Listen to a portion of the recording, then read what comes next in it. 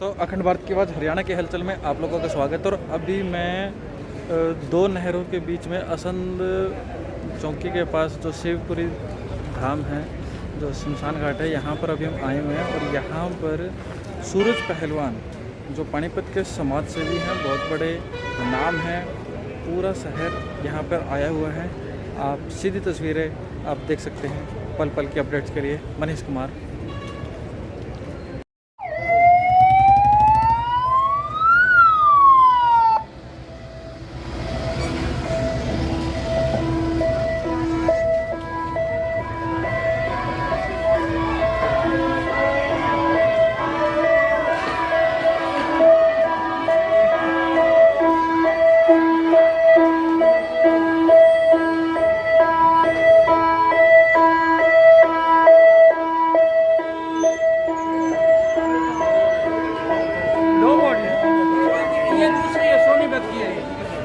वो अगले प्रधान जी दिए गए सोनीपत दिए गए।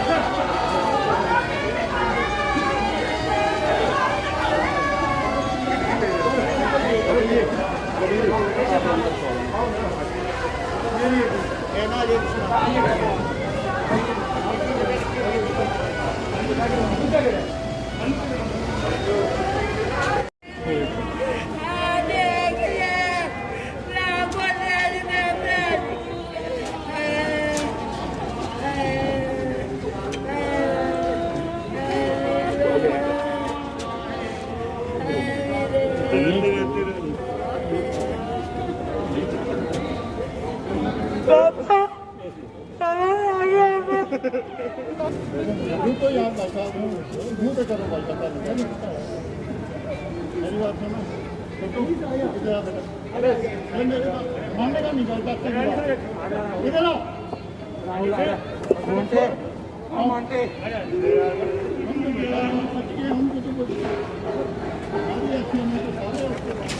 आ जाएगा।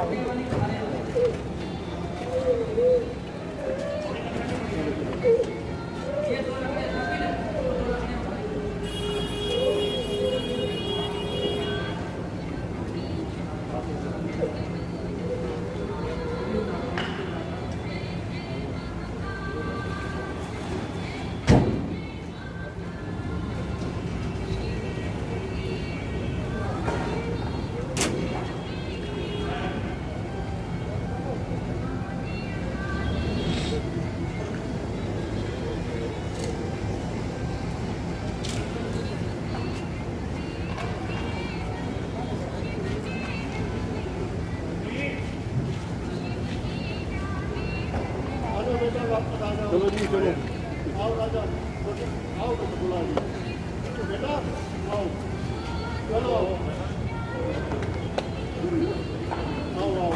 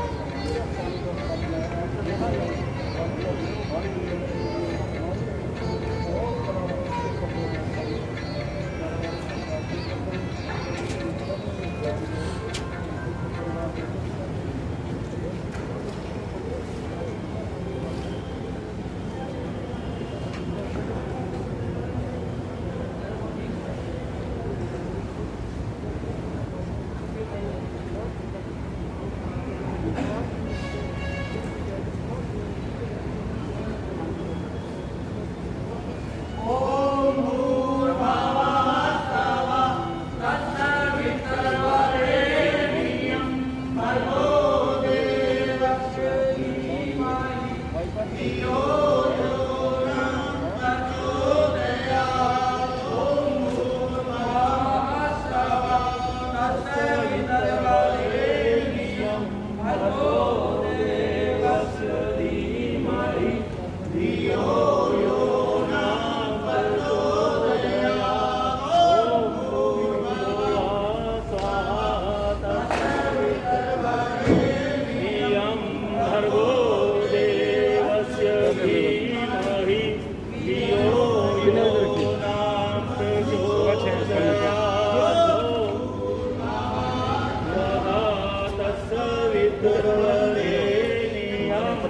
भर्गो देवस्य धीमहि धियो यो न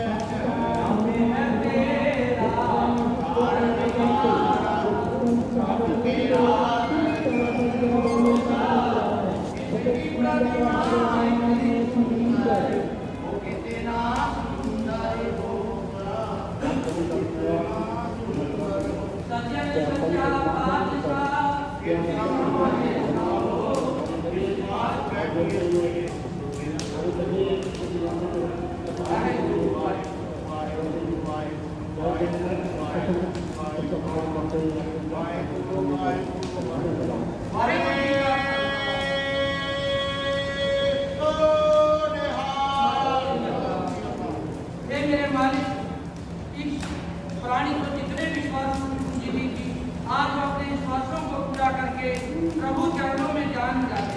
हे मेरे मालिक, इस प्राणी को अपने चरणों में स्थान देना और पीछे जिस परिवार को दुख हुआ है उसे सहन करने की शक्ति प्रदान करना। ओम शांति शांति शांति। आओ झुक कर करें प्रणाम इन्हें, इनके हिस्से में ये मुकाम आता है। प्रभु के प्यारे होते हैं वो, जिनका शरीर समाज के काम आता है। बोलिए शंकर भगवान की जय। मेरी जगदिया उठता हमारी माता तेरी सदाई।